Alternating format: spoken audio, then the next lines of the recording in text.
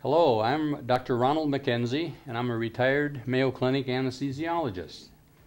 And I'm very pleased today, and today is February 16, 2005, to be at the Mayo Clinic in Rochester, Minnesota, to interview a very distinguished anesthesiologist and a close personal friend of mine, Dr. William H.L. Dornett.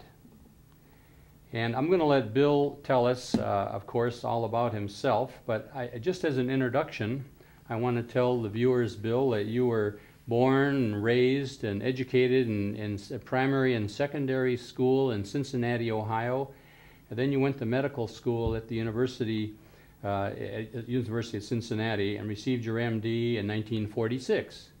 And just tell us a little bit about the background, about how the Army and the war and how all that had an effect on your medical education.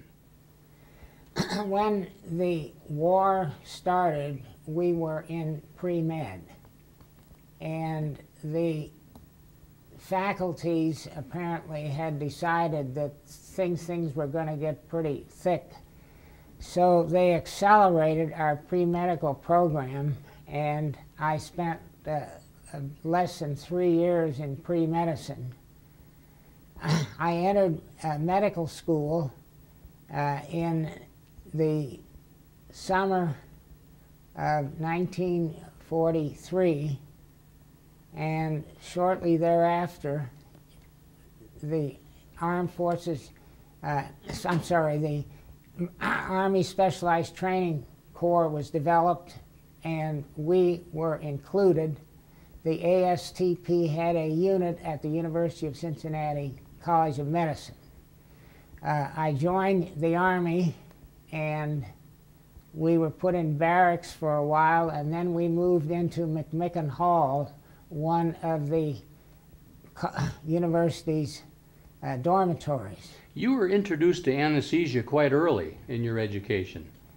During my senior year in medical school, we had an active obstetrical program that included giving anesthesia for our associates, same class members who were delivering the child. So I was taught how to use open drop ether, and we had not one mother got into problems of vomiting during the anesthetic. If they vomited, they did so before we got started. That's great. The nurseries reeked of ether, but we had a very good incidence of child recovery from the ether, and everything went well. And you had time in your medical education to get married to Frances Hester in 1945. That's right. And that was in Cincinnati. That was in Cincinnati. And then you went on to an internship where? Well, the acceleration of the pre-medical program was associated with an acceleration of the medical school programs, and I spent less than 3 years in medical school. Mm-hmm. And then an acceleration or shortening of the internships. At the end of the war, it was obviously necessary to resort to the original 12 months program for graduation from medical school and completion of internships. And I was engaged in a 15-month internship to fill in the gap. I was very fortunate in my internship to have a wonderful anesthesiologist, Lloyd Larrick, running an anesthesia program at the hospital in private practice. I was fortunate to be able to get 2 months of anesthesia on his program, and the results were that when I graduated from medical school, I had some anesthesia under my belt and a distinct interest and aptitude for the specialty. You ended up at Fort Sam Houston in Texas. After we graduated from medical school, the Army sent us to a medical field service school at Fort Sam Houston. We were there for weeks. And during that time, they trained us how to be Army doctors. The fortunate thing happened, I was sitting having lunch one day with a captain who turned out to be our company commander. And we had a pleasant conversation. He made me the cadet company commander. And when we graduated, we were the color company at the graduation ceremonies, and I was honored to be able to carry the guidon for our company in graduation. Great. And then you ended up in San Francisco. The services needed specialists, and they had a number of specialist training programs that they had set up. This was started off as the Army, but just about that time, the United States Air Force was split away from the Army Air Corps. And I volunteered to go into the Air Force.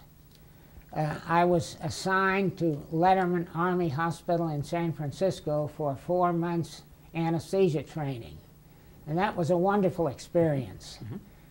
We had a wide variety of patients, and for some reason I had seemed to have had more background than any of the other trainees. Some of that OB anesthesia you talked about.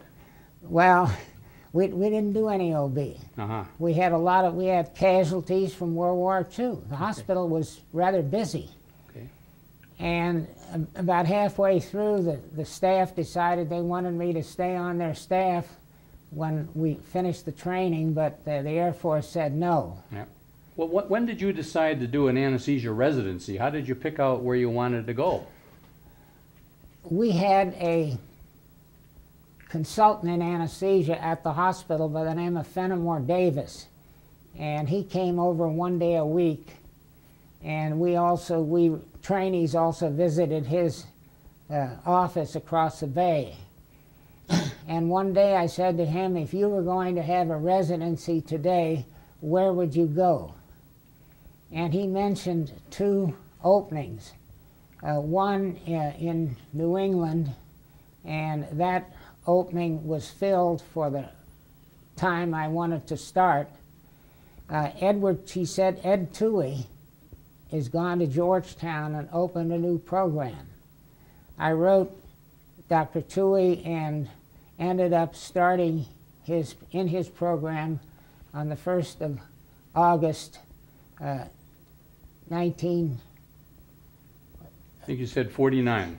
49, yes. At Georgetown with Ed Toohey. And then Williams Air Force Base in Chandler, Arizona was next, I think. Oh, well, that's right. Well, let's back off on that. Yes. After I finished my 4 months of training at Letterman, I was assigned to Williams Air Force Base at Chandler, Arizona. That was a single-engine advanced training school, part of the Air Force's training command. And your daughter, Frances Way, came on the scene there. Yes. Yeah. She was born in Phoenix at Good Samaritan Hospital, and the hospital was crowded, so Frances, my wife, spent 3-4 days as a 3rd person in a two-patient room. Now take us to Georgetown now. On August the 1st of 1949, here you are, brand new anesthesia resident with a fair amount of experience under your belt. Well, yes, I guess I did. I was taken in, and immediately when they found out what I could do, I was given bigger cases. I ended up doing all the nuns, and the interesting thing was that at some point early on, the residents, my fellow residents asked Dr. Toohey if I could be taking call. And they thought he was talking about second call. So a couple of months later, they woke up to the fact that I was pulling full call, and by that point, they didn't tamper with the thing, and Right. I continued.